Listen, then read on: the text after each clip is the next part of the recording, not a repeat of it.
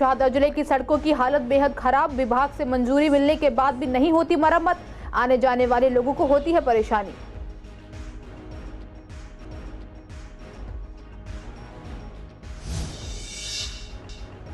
Special staff ने smack तस्कर को किया गिरफ्तार, बंदायूं से स्मैक खरीदकर दिल्ली में करता था तस्करी, पुलिस कर रही है मामले की जांच।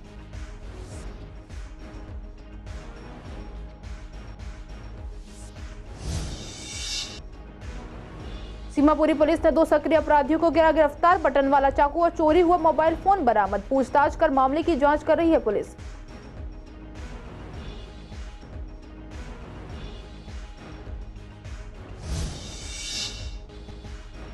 पूर्वी दिल्ली में ऑटो चालकों का विरोध, स्क्रैप का काम निजी कंपनी को दिए जाने से नाखुश ऑटो चालकों का कहना ये हमारे अधिकार से छेड़छाड़ है।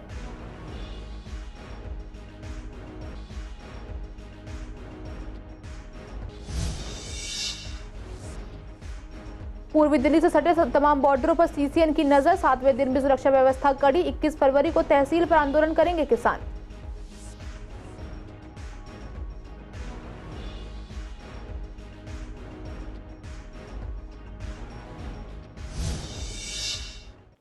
नमस्कार, आप देख रहे हैं सीसीएन लाइव। मैं हूं आपके साथ काजल चौधरी। स्वागत है आपका हमारे खास कार्यक्रम पूर्वी दिल्ली खास में। कुछ खास खबरों के साथ करते हैं बुलेटिन की शुरुआत। शाहदरा जिले की अगर बात करें तो यहाँ की कई सड़कों की हालत बेहद खराब है, जिसकी वजह से आए दिन यहाँ से गुजरने वाले लोग परेशान होते हैं। दरअसल जीटी रोड स्थित टेलीफोन एक्सचेंज कार्यालय और मानसरोवर से जीटी रोड की ओर जाने वाली सड़क और फ्रेंड्स कॉलोनी की इंडस्ट्रियल एरिया की सड़क की हालत बेहद जर्जर है। जब हमने पूर्वी दिल्ली की जनता से बात की तो उन्होंने बताया कि शाहदरा में कई सड़कें खराब हैं। बार बार दिल्ली सरकार इन सड़कों को दुरुस्त करने की और इनकी मरम्मत करने की बात तो करती है और विभाग से मंजूरी भी मिल जाती है, लेकिन आखिर में इन सड़कों की मरम्मत नहीं की जाती है और सड़कें यूं ही टूटी रहती हैं। इन सड़कों का इस्तेमाल करने वाले लोग भी परेशान होते रहते हैं। देखो, ये मंजूरी सब दिखावा होता है। सत्ता में जितनी भी सरकारें आती हैं, ये वोट लेने के टाइम पे चाहे कोई सा भी विधायक का इलेक्शन हो, सांसद का इलेक्शन हो या सीएम का इलेक्शन हो, बड़े बड़े वादे करते हैं जनता से, चाहे कोई सी पार्टी हो। लेकिन जब सत्ता में आते हैं सब ये बड़े अंबर पे पहुंच जाते हैं, फिर उस टाइम जो अपने किए वादे पूरे नहीं करते। अब मैं दिल्ली सरकार से एक गुहार लगा रहा हूँ कई सालों से। ये शाहदरा का फ्लाईओवर के नीचे एक अंडरपास है जो मानसरोवर के बाद उसका रोड है। ये रोड तकरीबन 12 साल से ख़राब है। यहाँ के विधायक जो है राजेंद्र पाल गौतम जी है, और उधर एक और इसी रोड की तरफ दूसरा जो अंडरपास शाहदरा फ्लाईओवर के पल्ली तरफ जो है वो राम निवास गोयल जी की विधानसभा में आता है। लेकिन सारे शाहदरा के जो जितने भी रोड है ज़्यादातर ख़राब पड़े हुए हैं, और मैंने इसके लिए अप्रूवल भी एप्लीकेशन डाल रखा है, लेकिन उसकी कोई राजेंद्र पाल गौतम या उनके जितने भी पीए वगैरह कोई सुनवाई नहीं सुन रहे। नहीं, सड़क तो ये बहुत टाइम हो गया ख़राब है, काफ़ी टाइम हो गया। पानी बारिश होगी तो बिल्कुल यहाँ से निकल ही नहीं जाता, फिर नहीं पानी भरा रहता कई दिन। निजी ऐसा कुछ लगता तो है नहीं, बहुत दिन हो गए तो ऐसे ही देख रहे हैं। 5-6 साल से तो देख ही रहा हूँ मैं। नहीं, गाड़ी फंसती है, मोटरसाइकिल गिरती है, साइकिल वाले गिरते हैं, रिक्शे पलटते हैं। बहुत ख़राब है। 3 साल पहले भी ऐसे ही पूछा था इनने कि ठीक हो गई, अभी तक नहीं, और न ये बनेगी। जो गाड़ी भी पलट जाती, बरसात बूम आने दो, एक गड्ढे हो जाए, गाड़ी भी पलटती है। यहाँ सारी भरा ही रहता है बरसातों में, तो हटता कहाँ है। जो बारिश भई है 4 दिन बाद वो सूखता ही नहीं है। आईएसबीटी आनंद विहार से स्पेशल स्टाफ ने एक ऐसे स्मैक तस्कर को गिरफ्तार किया है जो उत्तर प्रदेश के बंदायूं से स्मैक खरीदकर दिल्ली में तस्करी करता था। पकड़ा गया आरोपी नाजिम अली है। पुलिस ने इसके पास से 221 ग्राम स्मैक बरामद की है। पुलिस पकड़े गए आरोपी से पूछताछ कर मामले की जांच कर रही है। पूर्वी जिला डीसीपी अपूर्वा गुप्ता ने बताया कि स्पेशल स्टाफ को सूचना मिली कि एक तस्कर पूर्वी जिले में स्मैक लेकर आने वाला है। सूचना के आधार पर पुलिस ने 17 फरवरी को जाल बिछाया और आईएसबीटी आनंद विहार से आरोपी को गिरफ्तार कर लिया गया। पूछताछ में पता चला कि वह बंदायूं में दर्जी का काम करता है और पैसा कमाने के लिए दिल्ली में स्मैक की तस्करी करता है।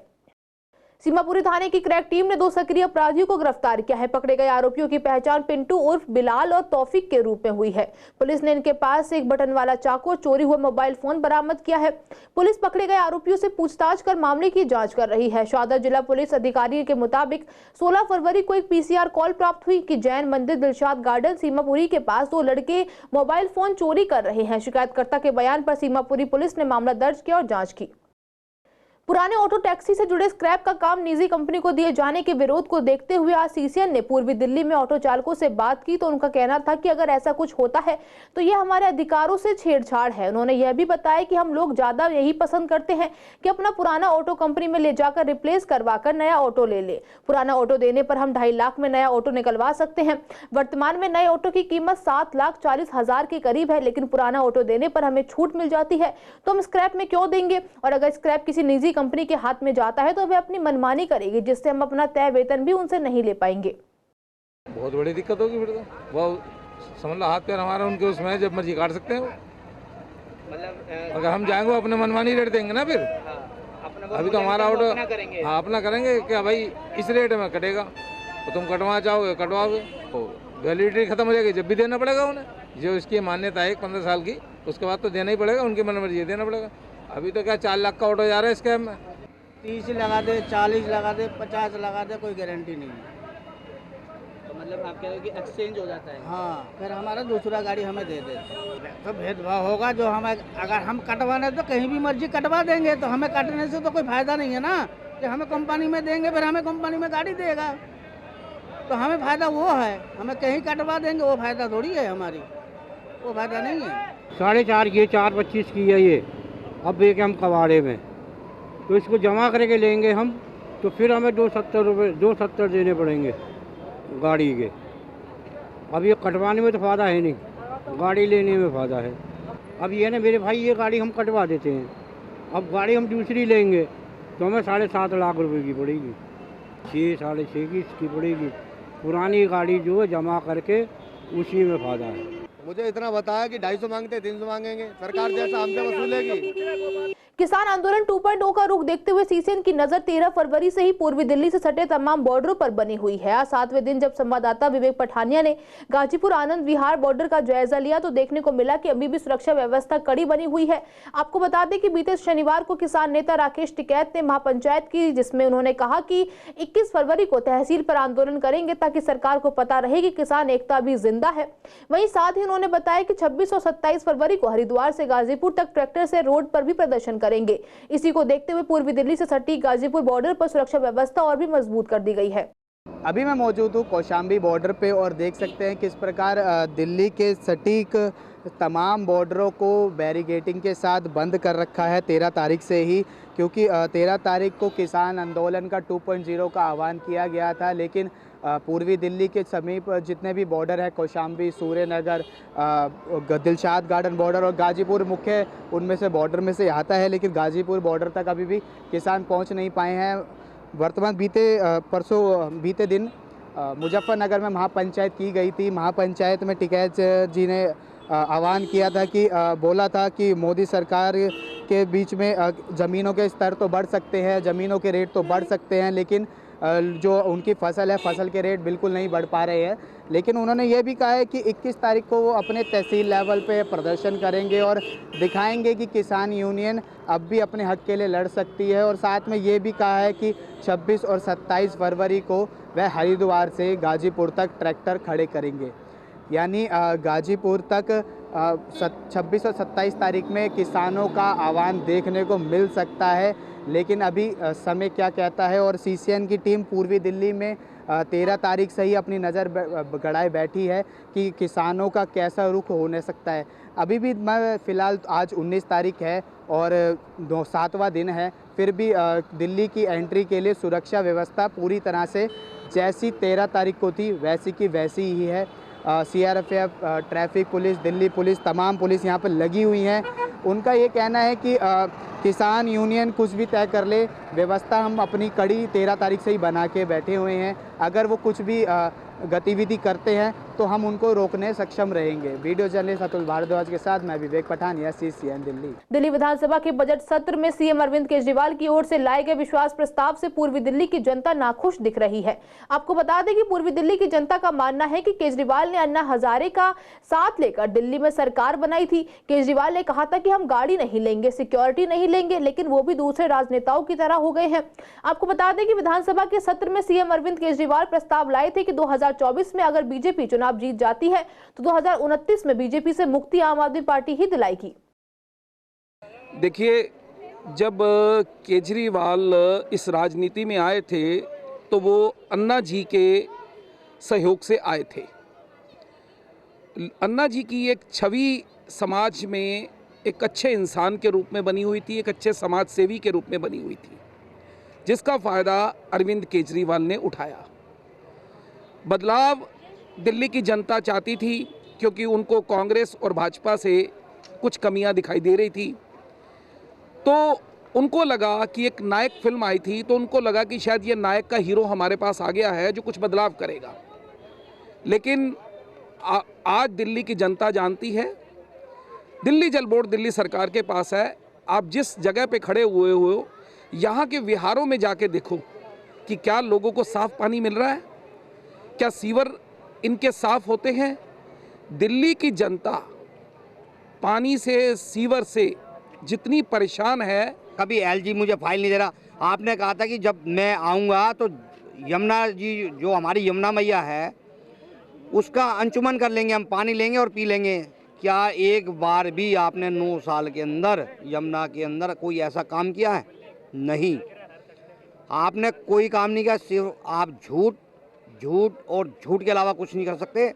आप हर काम को जो है बड़ी चालाकी से दूसरे आदमी के सर मढ़ देते हैं और जब आपका रिजल्ट आता है जीरो हो जाता है। आप पब्लिक का ध्यान जो है पहले आपने यमुना जी में लगा दिया, फिर आपने मुख्यमंत्री को लगा दिया, फिर आपने कोई और नीति पकड़ ली, फिर उसके बाद कोई और नीति। आप एक चालाक और चतुर राजनीति के हैं।